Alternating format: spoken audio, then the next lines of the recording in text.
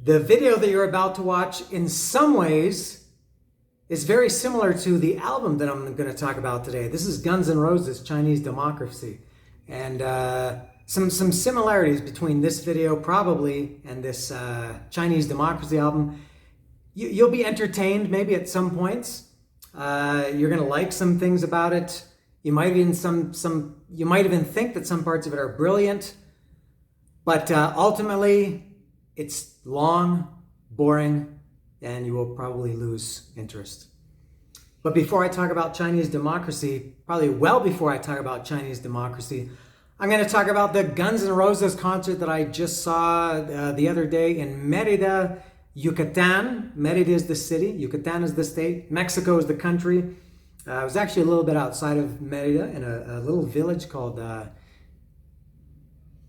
Ixmatquil. I think I'm saying it right. And I went to the concert. A few of my friends have asked me how it was, and everybody always wants to know, how's the show? How was the sound? How was Axel's voice? And how was the crowd? And things like that. I'm going to answer, hopefully, all of those questions. Whether you had those questions or not, those are the things I'm going to talk about. Before I get started on the concert and the Chinese Democracy album, if you like Guns N' Roses, and you probably do, that's why you're watching this. I did a video at the concert. I didn't take any video of the actual concert. Everybody does that, and there's just no need for it. But I did take a video of the bootleg merch stands outside, of which there were many. There were probably maybe around 30 of them. Some really cool stuff. I know a lot of people really like those videos. They're always they get a lot of views when I do those. So if you want to, if you're interested in that, you can check that out. I'll try to remember. Everybody says don't forget there's a link in the description below. I'll try to remember to put a link. If I don't remember to put a link, you can just search for my channel and search for Guns N' Roses Merida, and you'll find that video. See, this is long already. I'm probably about 3 minutes into this already. So the concert. Before I get to that, I'll show my one piece of official merch from the concert. This was the poster. I don't know if the camera can get all of it. I can't see. I don't have a monitor or anything here. But this is the official gig poster of the Merida show. Pretty cool, nice and colorful. This was $350, which is a great price. I've seen these in other big shows in Mexico for up to $1,000. So $350 was a very reasonable price. And they had this as a T-shirt too, I guess, for all of these Mexican and Latin American and maybe even European shows they did earlier. Maybe they have the posters as T-shirts too. The T-shirts were $600, so $350 for a poster or $600 for a shirt. I'll go with the poster. Now to get to the concert, I have a lot of things to talk about. First of all, to get there, what a pain in the ass it was. It's a little bit the place that this was, the Ixmatquil. It's a little bit south of Merida, and it's not as far south as I thought it was. But I thought, how are you going to get there? Or how am I going to get there if you don't have a car, which I didn't? And so I looked. It was close to a 3-hour walk from my hotel. And so I did that. And I walked for about I think it was around 2.5 hours.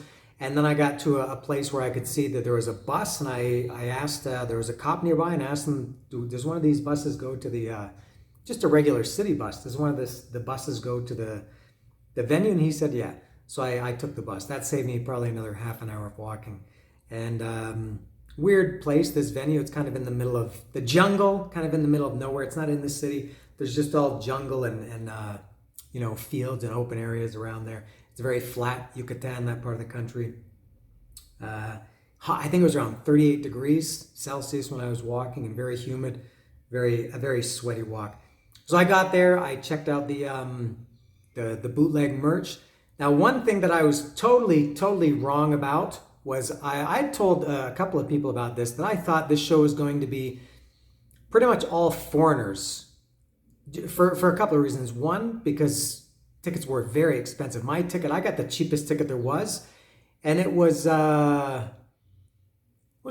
and I don't know, I think about 110, 120 US. By comparison, I saw Iron Maiden last month and the ticket was like less than $30 also for the lowest price. So I thought, for Mexicans, and I include myself in that list, that's a ton of money to spend on a concert. So I thought they're gearing it towards the international crowd. But then the main reason was, and I'm so happy to have my cat here. She's keeping me nice and cool on an otherwise hot day.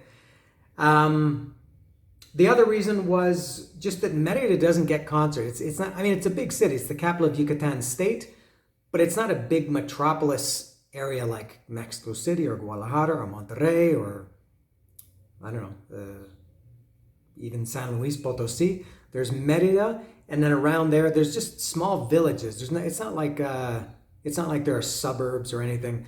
So I thought that they're really, gearing this towards an international crowd. People are going to come. It'll be like a vacation destination, and you go for the concert, which was what I was doing. I didn't see any foreigners at all, or didn't hear, at least not visibly. I didn't hear anybody speaking English. I was totally wrong. I was very, very surprised at that.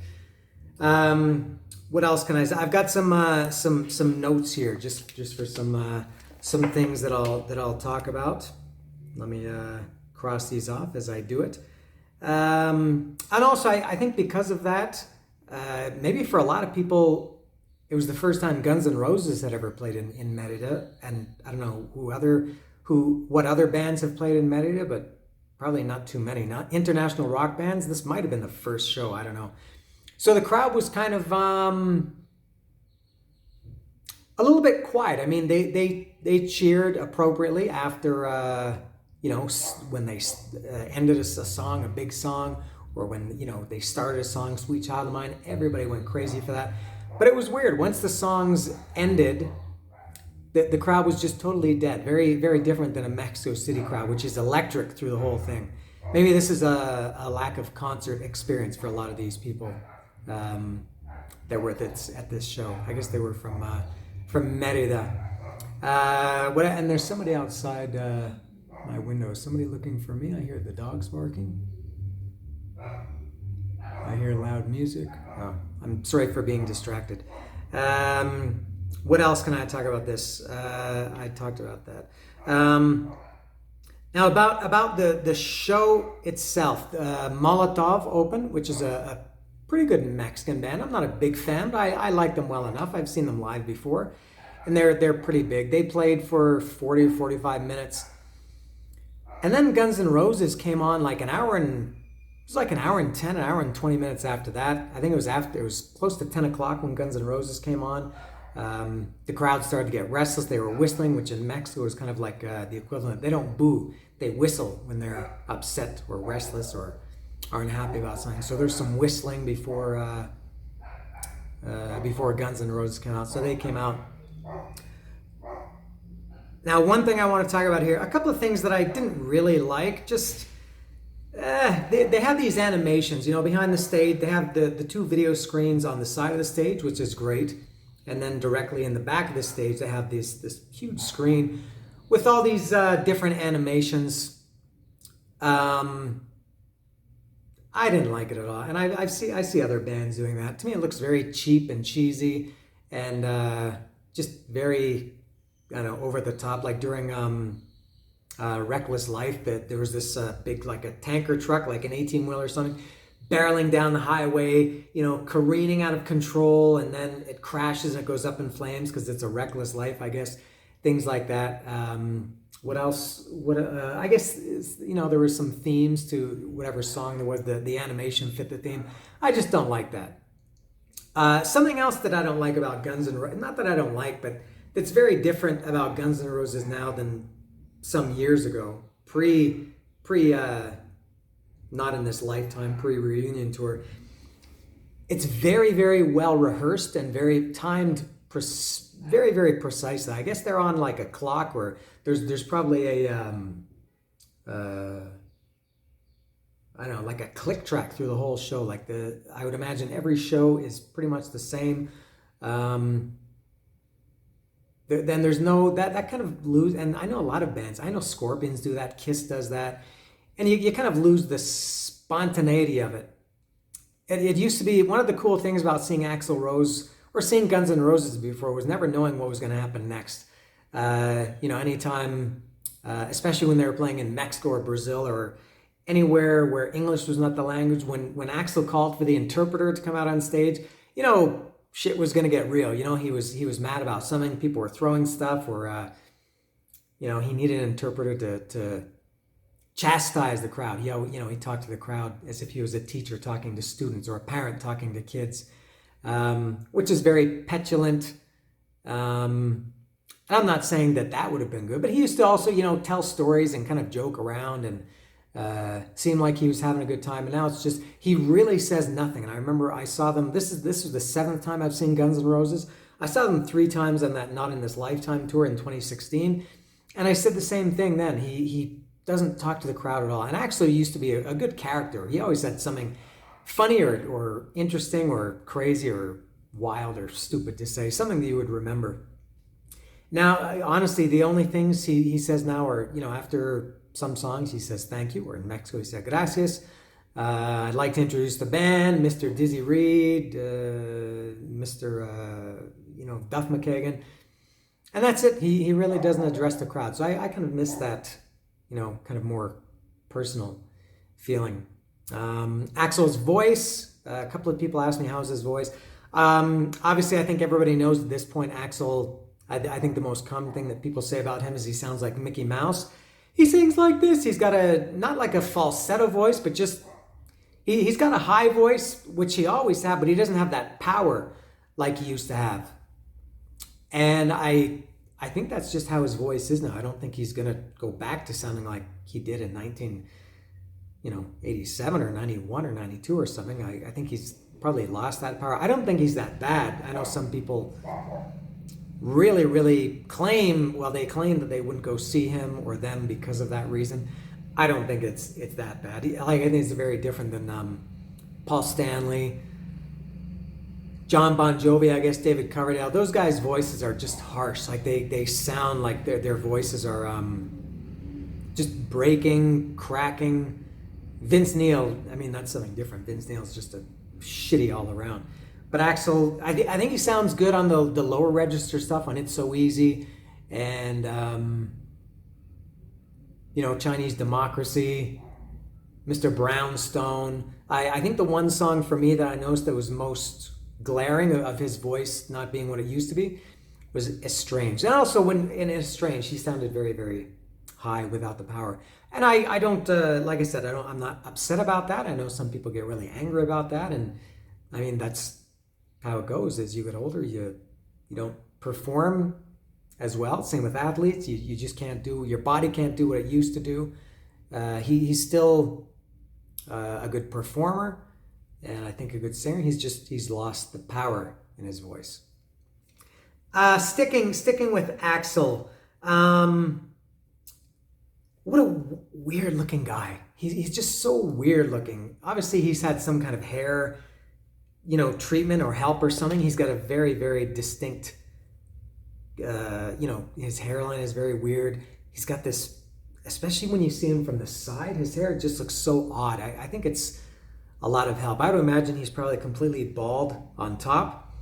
And the opposite of me. I have nothing on the sides, but I have an abundance on the top. I think Axl is probably getting a lot of help.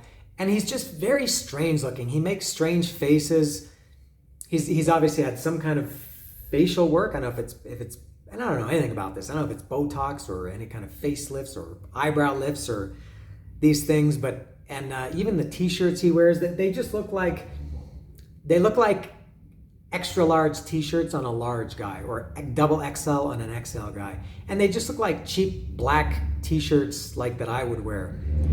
They're kind of ill-fitting. They just have these, 4 or 5 different shirts. And they all have these, just like a print on it, just like this. But I noticed a couple of them were bats. One was Bat Woman. It was in Spanish. Another one was Night of the Bats or something. A couple of them had a bat theme.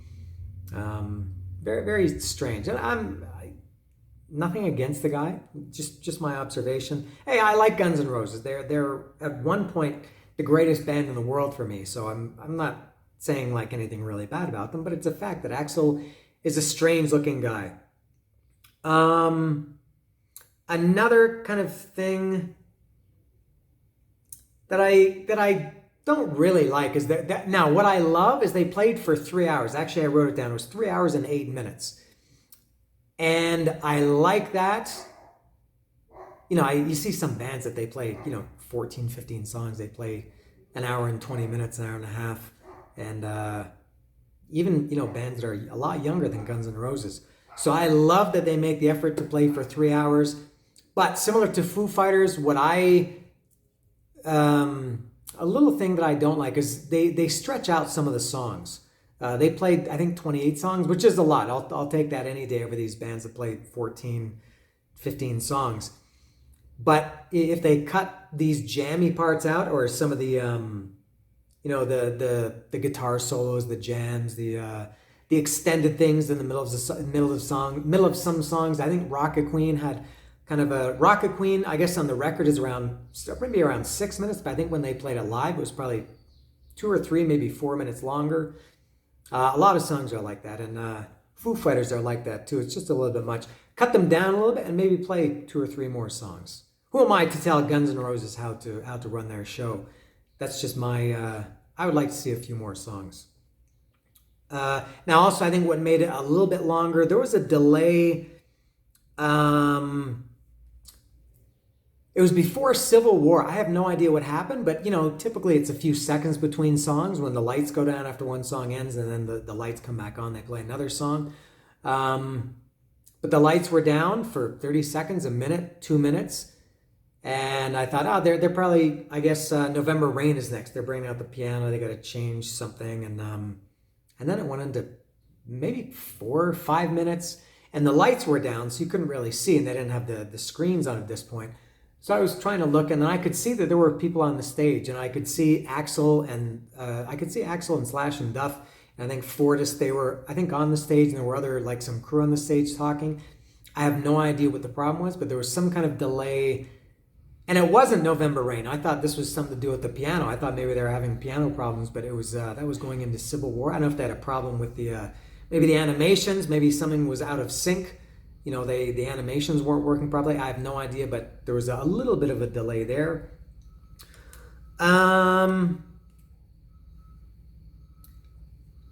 They played. This is the 4th time I've seen them since they got back together in 2016. I would like to see them changed up a little bit more than they do. They've opened every single show of the last 6 years with It's So Easy, and I think Mr. Brownstone has been second at every show. Maybe Chinese Democracy is third. They may have changed by the third, but It's So Easy opens every single show. Paradise City closes every show. They've changed a few. They do Slither by Velvet Revolver, which I totally forgot about that song. When they started playing it, it was like the 3rd or 4th song, and I thought, I recognize this song. What is it? And then I remembered, I don't know, sometime into the song, oh yeah, it's Velvet Revolver, Slither. I totally forgot about that song. I wish they had done Street of Dreams from Chinese Democracy. I think they did that earlier this year. It made its debut, I think, when they were playing in Europe. That's my favorite song on Chinese Democracy, which I'll talk about whenever I finish talking about this. But I would have liked to have seen a little bit more variety. They did, you probably all know what they did. The encore was Paradise City was the last song. Second last, I think, was first song was it Don't Cry, I think, and then Patience. And then there was a third one, I can't remember, in Paradise City. They did, Night Train, Mr. Brownstone from Appetite for Destruction. What else? Sweet Child of Mine, of course. Sweet Child of Mine sounded great. Slash still plays that perfectly. The tone, and I've heard that song way too many times in my life. I really enjoyed hearing Sweet Child of Mine. Everybody knows the songs. And from Chinese Democracy, they played 3. They played the title track, Chinese Democracy. They played Sorry, and they played Better. I liked hearing those because I think when I saw them in 2016, I don't know if they maybe did Chinese Democracy. I don't know if they did the other ones. But Anyway, another cool thing. This was for me personally. I thought this was cool. At some point after or before Sweet Child of Mine, Sweet Child of Mine, Duff came out wearing a Teenage Head shirt. Now I'm not, and I was never a Teenage Head fan, but I am from Toronto, and Teenage Head is from Toronto area, Hamilton, I guess. And so Duff was wearing the Teenage Head shirt, and I was probably the only person in that whole place that knew what Teenage Head was. So I thought, for me, that was a really cool thing to see. Going back to one other thing about another song, they did. I'll give them credit. They did two new songs. They did Absurd and Hard School. Something weird about Absurd in the studio version of that song. Axel's voice sounds very strange. Like he's using that lower register, almost speaking, but his voice sounds strange. I don't know if there's some kind of effect or filter on it. And he had that exact same tone when they do Absurd live, and that's actually a pretty good song. I enjoyed hearing it live. What else have I got here? I think that's about it. Now Getting Out was probably the worst experience I've ever had getting out of any concert. What a total nightmare it was. You know when you go into a concert, they usually have different gates or points of entry where you can go, and it's never too bad because everybody's getting there at different times, so it's not like all these people arriving there at once. And then usually when a concert ends, they also open those points up and everybody can disperse in whatever way they want to go, or whatever exit is closest to them. And I anticipated that happening, so I knew I was going to exit to the right of the stage over here, because I know that was the direction I had to go. I ended up having to go, and everybody did. There was one exit for all these people in the, I'm not sure what the venue was, if it was a stadium. It was a weird place. It's kind of like a giant box about, I can't even guess how wide and how, I think it was like square. Can't even guess how wide it was. Wider than a football field, I think, and longer than a football field. And then on each side of it, there were some very, very, very limited amounts of seats, which I think they called those VIP.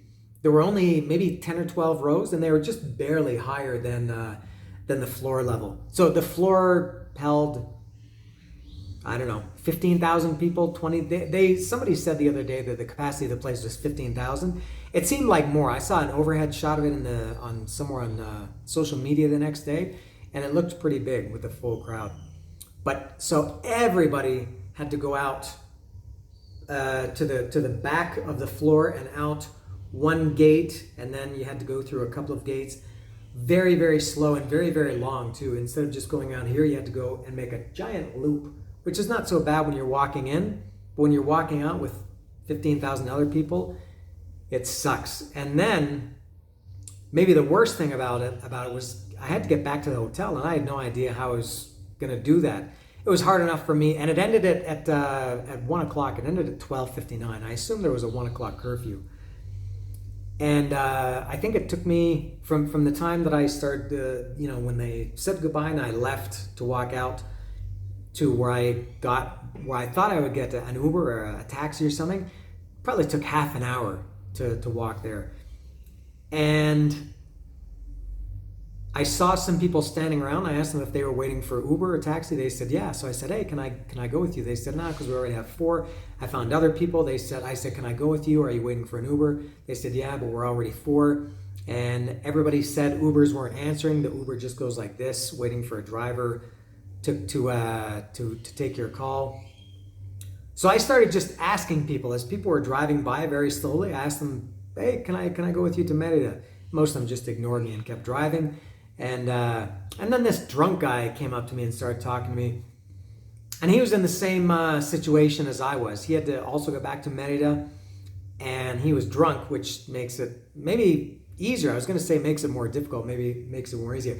A car came driving past slowly, and they had their window down. The guy asked him, hey, can you give me a ride to Merida? And he asked me, he said, yeah, let's go, we'll go together.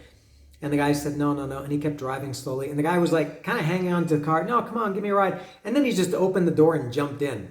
And he said, come on, come with me. Come. So I got in and I got in the car and jumped in with these three strangers, the driver and his passenger, and then the drunk guy that I was with. So I got in the car with these three strangers, and I didn't know where we were going. So I said, va para el centro de Merida. He said, cerca. Like, he said, we'll go close to, because my hotel was right downtown. And the drunk guy, he told me that he lives close to downtown. And he said, he kind of talked these guys, and these guys said, no, we're not going downtown.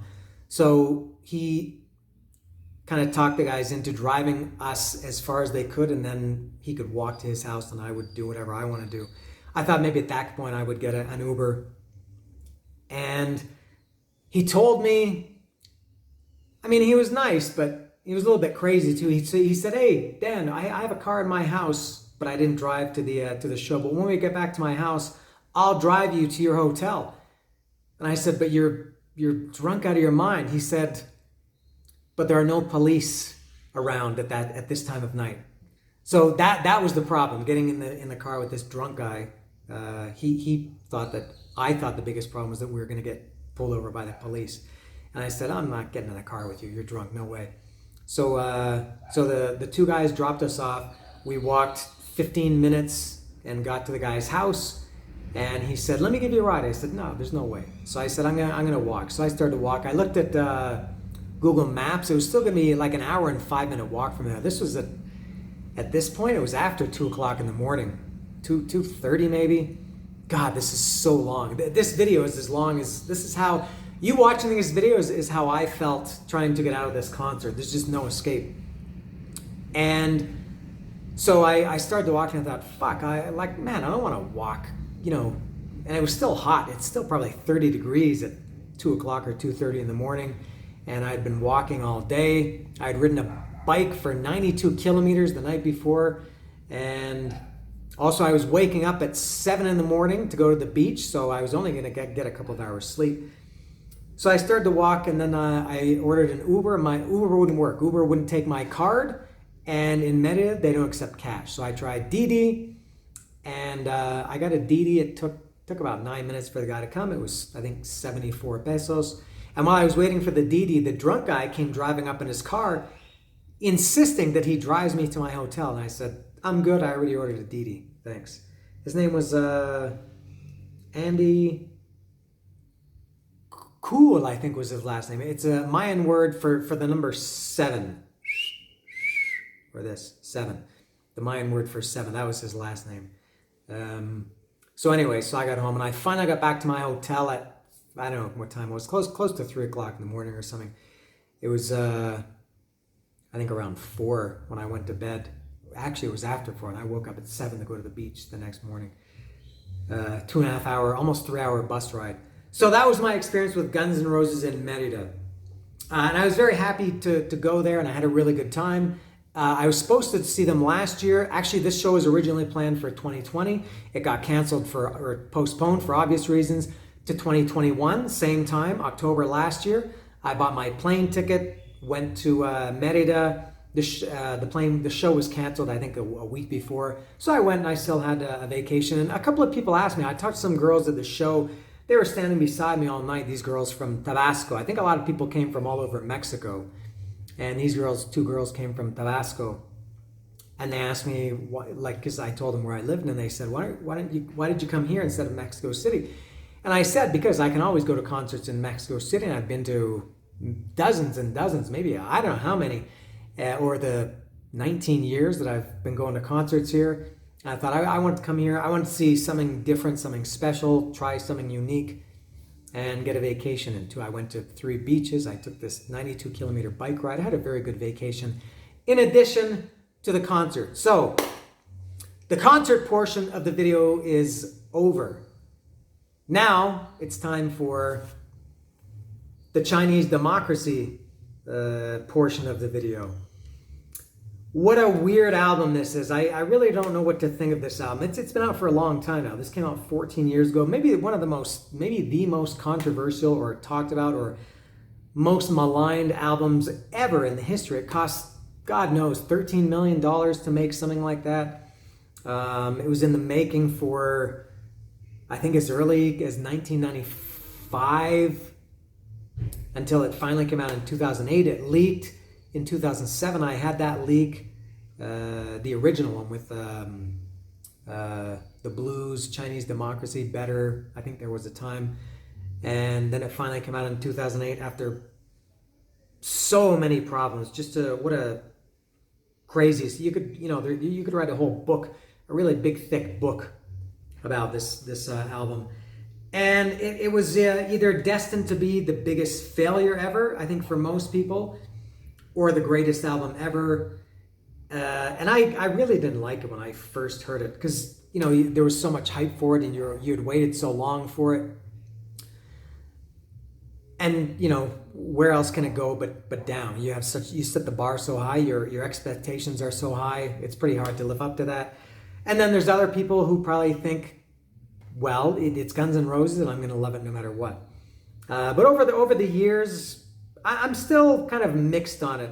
One thing that does bother me about this album is I can't listen to it without subconsciously thinking that there are like 13 people playing on different people playing on every song. There's no it's not like Appetite for Destruction where 5 guys all played on every song. Let me show you the all right, so here's all the songs, right? Chinese Democracy, Shackler's Revenge, Better, Street of Dreams, If the World, There Was a Time, Catcher in the Rye. Those are all the songs and the lyrics, right? But no, oh no, if you look closer, those are just the credits for each song. Now look at There Was a Time. Look at the credits just alone for that song. Should I read this? All right, guitars. Axel, Buckethead, Robin Fink, Bumblefoot, Paul Tobias, and Richard Fortus. 6 guitars. 6 people playing guitar on this one song. Drums, Brain and Frank Ferrer. Two drummers on this song. Piano, Paul Tobias. Bass, Tommy Stinson, Chris Pittman. 2 bassists. This is one song, remember. Keyboards, Dizzy Reed, Chris Pittman, Axel Rose. So 3 people playing keyboards. 2 people credited as orchestra. 1, 2, 3, 4, 5 people credited for orchestral arrangement, including Axel and Dizzy Reed. 1, 2, 3 people, including Axel and Dizzy Reed, credited for synth orchestra. Background vocals, Tommy Stinson, Dizzy Reed, Chris Pittman. Mellotron, Chris Pittman. Drum programming, Chris Pittman. Choir and additional horn arrangements, Axl Rose and Suzy Katayama. Sub bass, I don't even know what the fuck a sub bass is, but Chris Pittman plays. Guitar solos, Robin Fink and Buckethead. Vocals, Axl Rose. Arrangement, Rose, Costanzo, another name, and Bevan. So 4 names for arrangement. Drum arrangement, Josh Freese, Brain, Axel. So Axl Rose even had a hand in the drum arrangement. Just very, very specific credits. And it's just exhausting. And I know I shouldn't be like this, but I can't help. It's not as bad now. When I first heard this, I thought, who's playing this? Who's playing this? I hear something in the background, and I had to look, and it's just unbelievable. The shortest one, I guess, is Catcher in the Rye, or at least in the shortest credits. Drums, 1 drummer. Bass, one bassist. 1, 2, 3 guitarists. Still 2 keyboardists, plus Axel on piano. 1, 2 guys playing guitar solos. Axel on background vocals and on lead vocals, and that's it. So it's a very, very, very thick, overblown, rich, full, bloated album. Pretty similar to Use Your Illusion, the Use Your Illusions album. I remember I thought, and a lot of people thought at that time, they were big with Estranged and November Rain. Some of the songs had just so much going on. This, is so much bigger than that. So that it's hard for me to get over that. Like I said, I can enjoy it much more now than I did in 2008. but it's still, and even just the, I guess this is not bad, nothing to do with the music. This is just the thank yous. And I'm not complaining about that because I do like big line notes. That last page, that's Axel's thank yous. Just Axel alone. So a lot of reading here. Good packaging. It's got the lyrics to all the songs. There's Axel looking good. He looked strange back then too. He was still pretty thin there, but he had that weird hair. It was like, is it kind of like cornrows? There's Buckethead. I think that's Tommy Stinson. And all the lyrics. Scraped and Catcher in the Rye.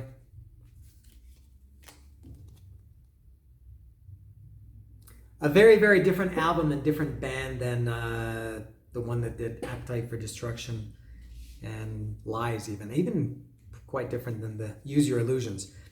So going through this track by track, the first one is Chinese Democracy, the title track.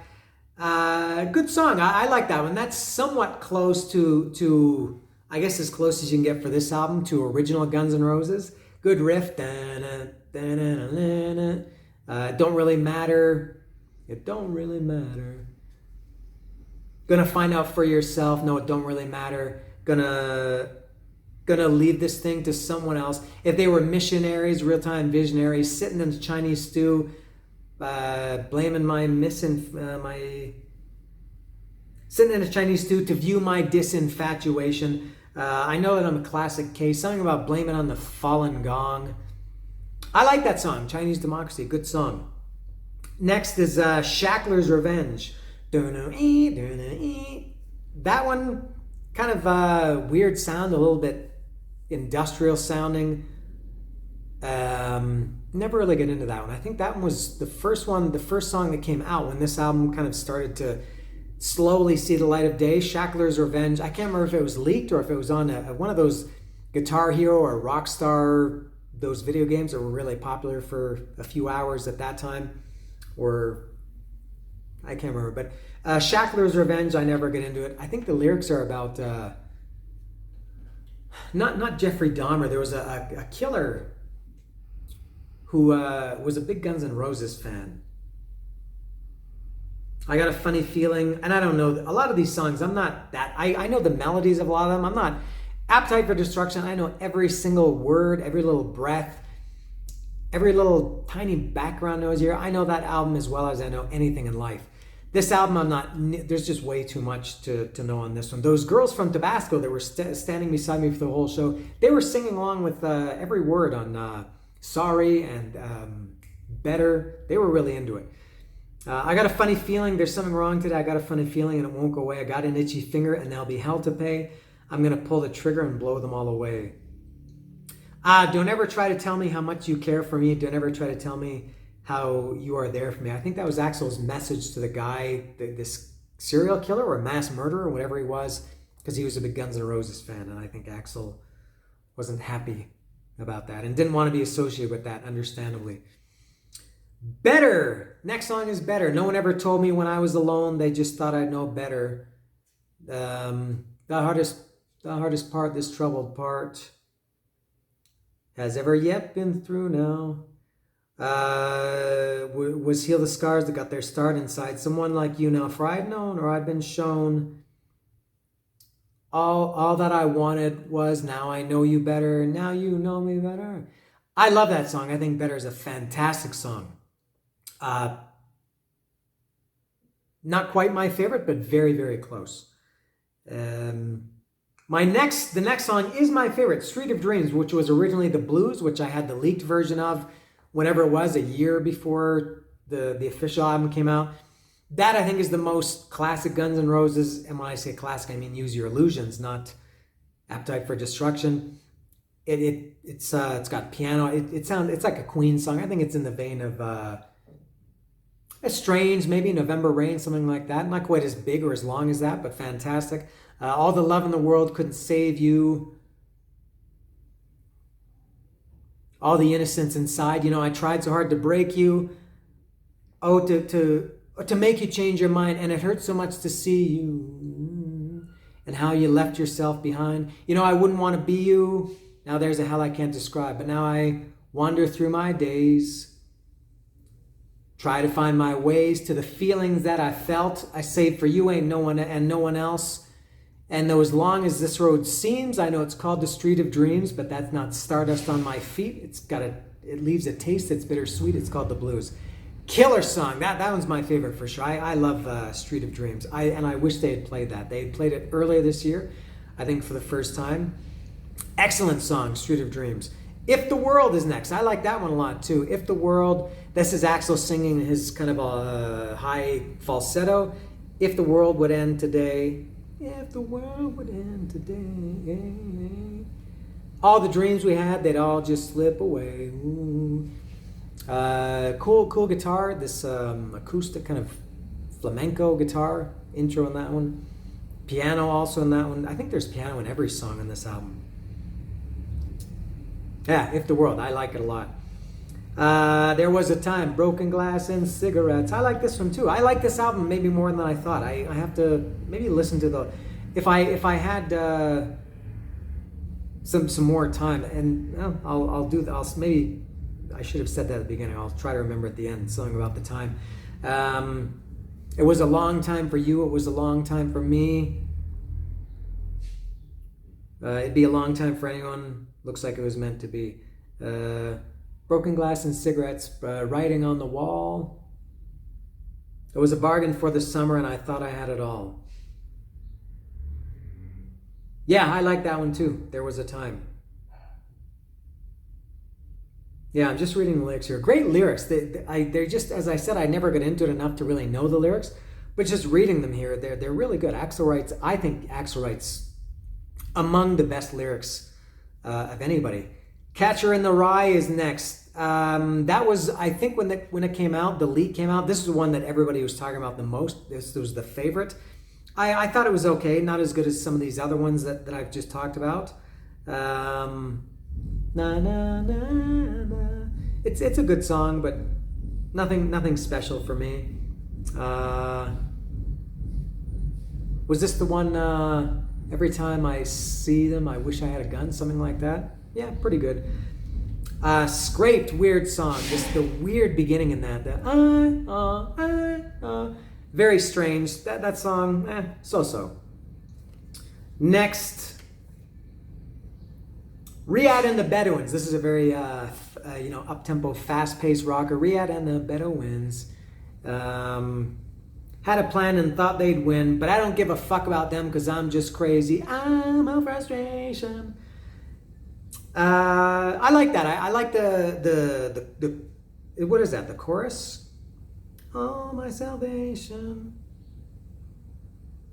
The verses are not my favorite, but I like the choruses. Riyadh and the Bedouins. Next is Sorry. The weird thing about this song is Axel does this weird thing with his voice. He sings, there's a line, I can't remember what precedes the line I'm talking about, but then the line that I'm talking about is, what is it? But you don't want me to.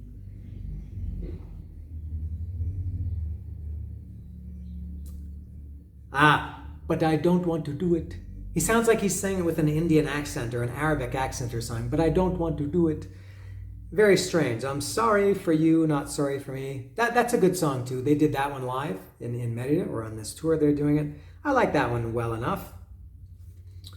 IRS. Gonna call the president, gonna call an FBI, gonna call the IRS, gonna need the FBI. That's what it is. Yeah, that song, that's okay too. I like that one. Madagascar. Da, da, da, da, da. It sounds like Row, Row, Row Your Boat. From the very first time I thought, the first da, da, da, da, da. The first 5 notes really remind me of Row, Row, Row Your Boat.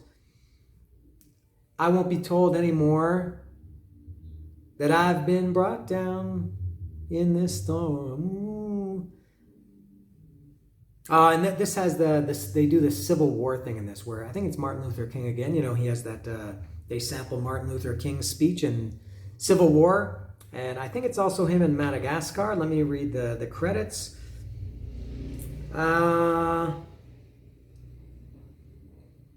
French horns in that song. I don't think I knew that. There's even a credit for initial arrangement suggestions, and the credit goes to a guy called Youth, presumably a guy. Here it is. Madagascar contains elements from I Have a Dream and Why Jesus Called Man a Fool by Martin Luther King. Yeah. So, yeah, Madagascar. That's a pretty good song, too, but very reminiscent of Civil War, again, with that part in the middle. And it's another big dramatic song. This I Love. What do we got? Two more here. Which one is This I Love? I like that song. I'm trying to get the melody in my head. This one's escaping me. Let me see if I can jog my memory.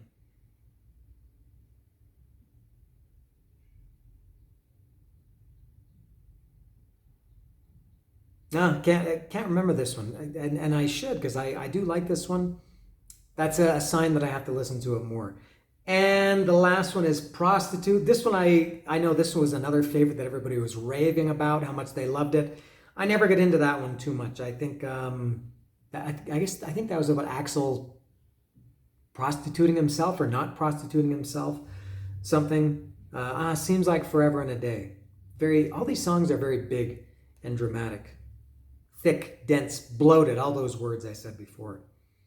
But that's it for Chinese Democracy. I think overall this album is it's too long. I've talked about this before when I do these videos talking about music. It's hard, I guess, to make an album that people like every song, and the longer you make them, the more songs you have, the harder it is for it to be as good as an album, as a complete album.